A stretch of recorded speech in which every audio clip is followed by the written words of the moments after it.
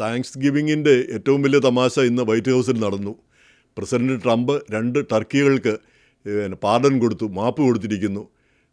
പിന്നെ gobble and വാഡിൽ എന്ന് പറഞ്ഞ 2 എണ്ണം. പക്ഷേ എന്നിട്ട് ട്രംപ് പറഞ്ഞത് ഇതിന് ഈ പേരല്ല കൊടുക്കാൻ ഉദ്ദേശിച്ചിരുന്നത്, ചക്കെന്നും നാൻസി എന്നുമാണ് പേര് കൊടുക്കാൻ ഉദ്ദേശിച്ചിരുന്നതെന്ന്. ചക്കെന്ന് പറഞ്ഞാൽ നമ്മുടെ സെനറ്റിലെ minority leader Chuck Schumer, Nancy മുൻ സ്പീക്കർ നാൻസി പെലോസി. പക്ഷേ അവർക്ക് മാപ്പ് കൊടുക്കുന്ന പ്രശ്നമൊന്നും ഉദിക്കുന്നില്ല എന്ന് അവർ ശത്രുക്കളായിട്ട് തന്നെയാണ് കാണുന്നത്, ഇപ്പോഴും കാണുന്നത് എന്ന് പ്രസിഡന്റ് വ്യക്തമാക്കുകയും ചെയ്തു. അതിനു പുറമെ മറ്റൊരു കാര്യം കൂടി ചെയ്തു. കഴിഞ്ഞ വർഷം പ്രസിഡന്റ് ബൈഡൻ മാപ്പ് കൊടുത്ത ഒരു ടർക്കിക്ക് പീറ്റ് ആൻഡ് ബ്ലോസം ഇങ്ങനെ 2 എണ്ണം, അതിന് വീണ്ടും മാപ്പ് കൊടുത്തു. അതിന് പറഞ്ഞ ന്യായം, കഴിഞ്ഞ വർഷം ബൈഡൻ ഓട്ടോ പെൻ ഉപയോഗിച്ചാണ് ഒപ്പിട്ടത്. അത് ശരിക്കുള്ള വാലിഡ് ഒപ്പല്ല, പ്രസിഡൻറ്റിൻ്റെ ഒപ്പല്ല, ഈ പേന തന്നെ അങ്ങ് ഒപ്പിടുകയാണ് ചെയ്തത്. അതുകൊണ്ട് അത് വാലിഡല്ല, അതുകൊണ്ട് അവയെ വീണ്ടും പാർഡൻ ചെയ്തിരിക്കുന്നു. അതുകൊണ്ട് അതുങ്ങളുടെയും കഴുത്ത് വെട്ടരുതെന്നാണ് പ്രസിഡന്റ് പറഞ്ഞിരിക്കുന്നത്.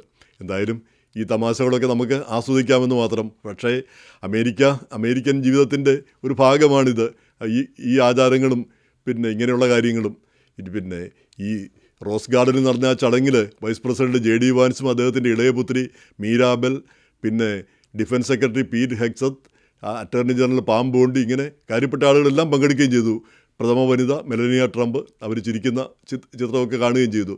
അപ്പോൾ ഇതെല്ലാം അമേരിക്കൻ ജീവിതത്തിൻ്റെ സുപ്രധാനമായ കാര്യങ്ങളാണ്, അർത്ഥശൂന്യമായ ആചാരങ്ങളാണെന്ന് നമുക്ക് തോന്നുമെങ്കിലും. അപ്പോൾ ഇതിൻ്റെ കൂടെ നമ്മൾ ചിന്തിക്കേണ്ട കാര്യങ്ങളുണ്ട്. ഇപ്പം നമ്മളെ ഈ താങ്ക്സ് ഗിവിങ് എന്ന് പറയുമ്പോൾ 2 രീതിയിലാണ് നമ്മൾ കാണുന്നത്. വ്യക്തിപരമായി നമുക്ക് ലഭിച്ച നന്മകളും തിന്മകളും ദോഷങ്ങളും നമുക്കറിയാം. എല്ലാ വർഷവും നമ്മൾ കുറേയേറെ നന്മകൾ ലഭിക്കാറുണ്ട്, അതിലേറെ ദുഃഖങ്ങളും ദുരിതങ്ങളുമാണ് സാധാരണ കിട്ടാറുള്ളത്. അത് മിക്കവാറും ഒരുവിധപ്പെട്ട മനുഷ്യരുടെ എല്ലാം കാര്യം അതാണ്. നമ്മുടെ സുഹൃത്ത് ജീമോൻ, ഫിലഡൽഫിയ എന്നുള്ള ജീമോന് അഭിനയിക്കുന്ന സിനിമ, അതിൻ്റെ പേര് തന്നെ ശുക്രൻ എന്നാണ്.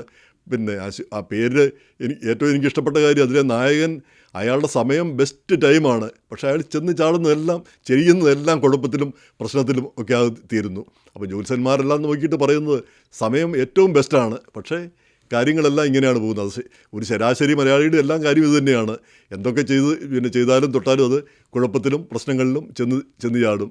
അപ്പോൾ ഈ താങ്ക്സ് ഗിവിങ് വേളയിലും നമുക്കൊന്ന് തിരിഞ്ഞു നോക്കാം. ഒരുപാട് അമേരിക്കയിൽ വന്നതിനാൽ പല കാര്യങ്ങളിലും നമുക്ക് നാട്ടിലെ പോലുള്ള വിഷമതകളും ദുഃഖങ്ങളും ദുരിതങ്ങളും ഇല്ല എന്നുള്ളത് സത്യമാണ്. അപ്പം അത് തന്നെ താങ്ക്സ് ഗിവിങ്ങിന് ഏറ്റവും വലിയ കാരണമാണ്. നാട്ടിലെ വലിയ പ്രശ്നങ്ങൾ, നാട്ടിൽ അനുഭവപ്പെടുന്ന പ്രശ്നങ്ങൾ എന്ന് മാത്രമല്ല, നാട്ടിലെ മറ്റു മനുഷ്യരെ കൊണ്ടുള്ള ശല്യങ്ങൾ നമുക്ക് പണ്ടൊരിക്കൽ ഞാൻ പറഞ്ഞിരുന്ന കാര്യമാണ്. നമ്മൾ ഈ മറ്റു മനുഷ്യരാണ് നരകം. പണ്ട് ജീൻ പോൾ സാർത്തർ അദ്ദേഹത്തിൻ്റെ നാടകത്തിന് പേര് കൊടുത്തതാണ് ഹെല്ലീസ് അതർ പീപ്പിൾ. നാട്ടിൽ നമ്മൾ ഒരു ചുമട് ഇറക്കണമെങ്കിൽ കൂടി, നമ്മുടെ ഒരു ചുമട് ഇറക്കണമെങ്കിൽ കൂടി നമുക്കതിന് സ്വാതന്ത്ര്യമില്ല. അത് നാട്ടുകാർ ചുമട്ടുകാർ ചാടി വീഴും, അട്ടിമറിക്കാർ ചാടി വീഴും. അങ്ങനെയുള്ള സാഹചര്യങ്ങൾ നമുക്കറിയാം. നമ്മുടെ കാര്യങ്ങൾ ഒരു ഓട്ടോറിക്ഷക്കാരനോട് ഓട്ടോറിക്ഷയിൽ കയറി കഴിഞ്ഞാൽ ആ മര്യാദയ്ക്കുള്ള കൂലി കൊടുത്താൽ പോരാ, അവൻ ചോദിക്കുന്ന കൂലി കൊടുക്കണം. അപ്പോൾ എങ്ങോട്ടിറങ്ങിയാലും പ്രശ്നമാണ് നാട്ടിൽ. അപ്പോൾ അങ്ങനെയുള്ള മറ്റു മനുഷ്യർ നരകം ഉണ്ടാക്കുന്ന ആ ഒരു അവസ്ഥയിലും നമ്മൾ മാറിപ്പോയി, നമുക്ക് മാറാൻ കഴിഞ്ഞു. അത് തന്നെ ഏറ്റവും വലിയ നന്ദി പറയേണ്ട ഒരു കാര്യമായിട്ട് എനിക്ക് തോന്നുകയും ചെയ്യുന്നു. എന്തായാലും അത് ഒരു കാര്യം. അതിന് പുറമെ ദുഃഖങ്ങളും ദുരിതങ്ങളും, നഷ്ടപ്പെട്ടു പോയ കാര്യങ്ങൾ, നമുക്ക് കഷ്ടതകളുണ്ടായ ഫിസിക്കലായിട്ടും മാനസികമായിട്ടും ഉണ്ടായ ദുരിതങ്ങൾ, ഇവയെല്ലാം കടന്ന് നമ്മൾ ഇവിടം വരെ എത്തിയെന്നുള്ളതാണ് നന്ദി പറയാനുള്ള മറ്റൊരു കാര്യമായിട്ട് എനിക്ക് തോന്നുന്നത്. നമ്മൾ ഇത്രയും വരെയൊക്കെ എത്തിയല്ലോ, ഇങ്ങനെയൊക്കെ ആയിരുന്നുവെങ്കിലും ഇവിടം വരെ എത്തി. ഇനിയുള്ളത് ഇതിലും മെച്ചമാകട്ടെ എന്ന് നമുക്ക് ആശിക്കാം. ഇനി ഇതിൻ്റെ കൂടെയാണ് നമ്മൾ ചുറ്റിലും നോക്കുന്നത്. ആഗോള രംഗത്ത് ചുറ്റിലും നോക്കുമ്പോഴെന്താണ്, നമുക്ക് ഒരു ഡിപ്രസിങ് ആയിട്ടുള്ള കാര്യങ്ങളാണ് നമ്മൾ എല്ലായിടത്തും കാണുന്നത്. ഗാസയിലെ യുദ്ധമൊന്ന് തീർന്നു, എന്നാലും അവിടെ കൂട്ടക്കൊല ഇപ്പോഴും നടന്നുകൊണ്ടിരിക്കുന്നു. ആ ദുരിതങ്ങളൊന്നും പൂർണ്ണമായിട്ട് തീർന്നിട്ടില്ല. ഉക്രൈനിലാണ് 4 വർഷമായിട്ട് യുദ്ധം തുടർന്നുകൊണ്ടിരിക്കുന്നു. അത് തീർക്കാൻ വേണ്ടിയിട്ട് ഇപ്പോൾ അമേരിക്ക രംഗത്ത് വന്നുവെങ്കിലും അമേരിക്ക ഒരു കരാറ് 28 കരാറ് കൊണ്ടുവന്നു. അത് റഷ്യക്കാർ പറഞ്ഞു കൊടുത്തത് അതുപോലെ തന്നെയാണ് ആ കരാറിൽ ഉണ്ടായിരുന്നെന്നാണ് പറയുന്നത്, ആ രേഖയിൽ ഉണ്ടായിരുന്നെന്നാണ് പറയുന്നത്. അപ്പോൾ അതനുസരിച്ച് ഈ യുക്രൈൻകാർ അവരുടെ പട്ടാളത്തെ പകുതിയാക്കി കുറയ്ക്കണം. അതുപോലെ തന്നെ അവരുടെ സ്ഥലത്തിൻ്റെ പകുതിയോളം ഭാഗം റഷ്യക്ക് വിട്ടുകൊടുക്കണം. ഇങ്ങനെയുള്ള കാര്യങ്ങൾ. ഈ റഷ്യ ഇവരെ ആക്രമിച്ച് ഒരുപാട് ദോഷങ്ങളൊക്കെ വരുത്തിയത് അതിന് നഷ്ടപരിഹാരമൊന്നും വേണ്ട.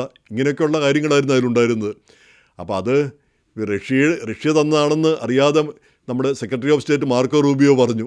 പക്ഷേ പിന്നീടാണ് അദ്ദേഹത്തിന് മനസ്സിലായത് ഇത് ഈ ഈ സ്റ്റീവ് വിറ്റ്കോഫും പ്രസിഡന്റ് ട്രംപിൻ്റെ മരുമകൻ ജാരദ് കുഷ്ണറും ഒക്കെ കൂടെ റഷ്യയുമായിട്ട് സംസാരിച്ചുണ്ടാക്കിയ ഒരു കരാറായിരുന്നു അത്, ഒരു ധാരണയായിരുന്നു അതെന്ന്. അപ്പം എന്തായാലും അദ്ദേഹം പിന്നെ മാർക്കോ റൂബിയോ തിരുത്തി, ഇത് അമേരിക്ക തന്നെ ഉണ്ടാക്കിയതാണെന്ന് പിന്നെ തിരുത്തി. എന്തായാലും അതിൻ്റെ ഡാമേജ് ഉണ്ടായി.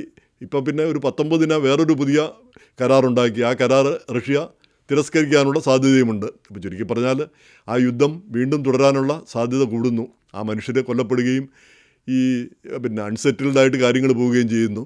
അപ്പോൾ അതിൻ്റെ ഏറ്റവും പ്രധാനപ്പെട്ട കാര്യം പറയുന്നത്, യൂറോപ്പിനെ അമേരിക്ക കൈവിട്ടു, റഷ്യയ്ക്ക് അനുകൂലമായിട്ട് പിന്നെ അമേരിക്ക മാറി. യൂറോപ്പിലെ രാജ്യങ്ങൾ നമ്മുടെ എക്കാലത്തും നമ്മുടെ സഖ്യകക്ഷികളാണ്. ബ്രിട്ടൻ, ഫ്രാൻസ്, ജർമ്മനി ഇങ്ങനെയുള്ള രാജ്യങ്ങൾ അവയെല്ലാം കൈവിട്ടുകൊണ്ട് റഷ്യയ്ക്ക് അനുകൂലമായിട്ട് നിൽക്കുന്നു. അപ്പോൾ റഷ്യ ശക്തിപ്പെട്ടാൽ യൂറോപ്പിന്, മറ്റു രാജ്യങ്ങൾക്കത് ഭീഷണിയാണ്. അതുകൊണ്ട് ഫ്രാൻസിലുള്ളവരൊക്കെ ത്യാഗത്തിനും പിന്നെ ഈ കുട്ടികളൊക്കെ പട്ടാളത്തിൽ ചേരാനും മരിക്കാനും ഒക്കെ തയ്യാറായിരിക്കണമെന്ന് അവിടുത്തെ സൈനിക മേധാവി പറഞ്ഞത് അവിടെ വലിയ വിവാദമാകുകയും ചെയ്തു. അപ്പോൾ ചുരുക്കി പറഞ്ഞാൽ ആ ആഗോളതലത്തിൽ നോക്കുമ്പോൾ ഒന്നും ഒരു സുഖമുള്ള കാര്യങ്ങളല്ല നമ്മൾ കാണുന്നത്. പിന്നെ ഇനിയിപ്പോൾ നോക്കുമ്പോൾ ഇവിടെ അമേരിക്കാസിൽ നോക്കുമ്പോഴാണ് ഈ വെനസ്വേല ഏതവസരത്തിലും വെനസ്വേലയെ ആക്രമിക്കുകയോ അല്ലെങ്കിൽ വെനസ്വേലയിലെ ഏകാധിപതി പിന്നെ മദൂരോയെ പിന്നെ പറഞ്ഞു വിടുകയോ ചെയ്യുന്ന ഒരു അവസ്ഥയുണ്ട്. എന്നാൽ അയാൾ മര്യാദയ്ക്ക് അയാൾ തന്നെ പോകുന്ന ഒരു സ്ഥിതിയുമില്ല.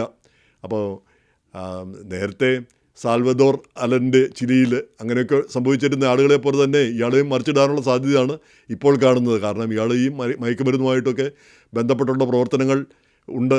അത് മയക്കുമരുന്ന് ഉണ്ടാക്കി അത് അമേരിക്കയിലേക്ക് വ്യാപകമായിട്ട് കയറ്റി അയക്കുന്നു. കാർട്ടലിൻ്റെയൊക്കെ ഭാഗമാണ് ഇയാളെന്നാണ് പിന്നെ അമേരിക്ക ആരോപിക്കുന്നത്. അയാളുടെ തലയ്ക്ക് എന്തോ 50 മില്യണോ മറ്റോ പ്രഖ്യാപിക്കുകയും ചെയ്തിട്ടുണ്ട്. നേരെ മറിച്ച് അവരതെല്ലാം നിഷേധിക്കുകയും ചെയ്യുന്നുണ്ട്. അപ്പം വെനസ്വേലയിലും എന്തെങ്കിലും ഒരു നടപടി നമുക്ക് പ്രതീക്ഷിക്കാം. അതും ചിലപ്പോൾ ഒരു യുദ്ധത്തിലേക്കോ, അത് വലിയ യുദ്ധത്തിലേക്കൊന്നും ആകാൻ വഴിയില്ല. വെനസ്വേലയൊക്കെ ചെറിയ രാജ്യങ്ങളും ചെറിയ ശക്തികളുമാണ്. പക്ഷേ എന്നാൽ പോലും യുദ്ധമോ അതുപോലെയൊക്കെയുള്ള കാര്യങ്ങൾ ഉണ്ടാവുന്നത് ഒരിക്കലും സന്തോഷകരമായൊരു കാര്യമല്ലല്ലോ ഫലത്തിൽ. അപ്പോൾ അങ്ങനെ നാനാരംഗത്തും നോക്കുമ്പോൾ നമുക്ക് ഓരോരോ പ്രശ്നങ്ങളാണ് കാണുന്നത്. ആഗോളതലത്തിൽ ഡിപ്രസിംഗ് ആയിട്ടുള്ള കാര്യങ്ങൾ. ഇപ്പോൾ ഇന്ത്യയിലേക്ക് നോക്കുമ്പം നമ്മൾ ഇന്ത്യയും പാകിസ്ഥാനുമായിട്ടൊരു അടിയുണ്ടായി. അതിൻ്റെ ഇടയ്ക്ക് പാകിസ്ഥാനും അഫ്ഗാനിസ്ഥാനും തമ്മിൽ അടിയുണ്ടായിരിക്കുന്നു.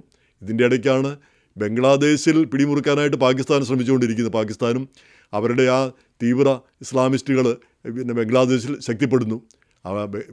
ബംഗ്ലാദേശിൽ ഹിന്ദുക്കൾക്കെതിരെയും ക്രിസ്ത്യാനികൾക്കെതിരെയൊക്കെ ആക്രമണങ്ങൾ ഉണ്ടാകുന്നു. പൊതുവേ പുരോഗമനവാദികളായ ഈ ബംഗാളികൾ അവർ തീവ്രവാദികളൊക്കെ ആയി മാറുന്ന ഒരു സ്ഥിതി കാണുന്നു. നേപ്പാളിലാണെങ്കിൽ സ്ഥിതി മോശം. ഇങ്ങനെ പിന്നെ ഓരോ സ്ഥലത്തും നോക്കുമ്പോൾ പ്രശ്നങ്ങളും പിന്നെ അങ്ങനെയുള്ള കാര്യങ്ങളാണ് നമ്മൾ കാണുന്നത്. ഇതിൻ്റെ ഇടയിലും നമ്മുടെ ആ പ്രതീക്ഷ, ഇതെല്ലാം മാറും, ഈ സ്ഥിതിഗതികളെല്ലാം മാറും എന്നുള്ള ആ പ്രതീക്ഷയാണ് നമ്മളെ മുന്നോട്ട് നയിക്കുന്നത്. അപ്പോൾ ഈ താങ്ക്സ് ഗിവിങ് നമ്മുടെ പ്രതീക്ഷയുടെ, നമ്മുടെ പ്രത്യാശയുടെ ഒരു സന്ദേശം കൂടിയാണ് കൊണ്ടുവരുന്നതെന്ന് എനിക്ക് തോന്നുന്നു. നമ്മൾ നന്ദി പറയുന്നു.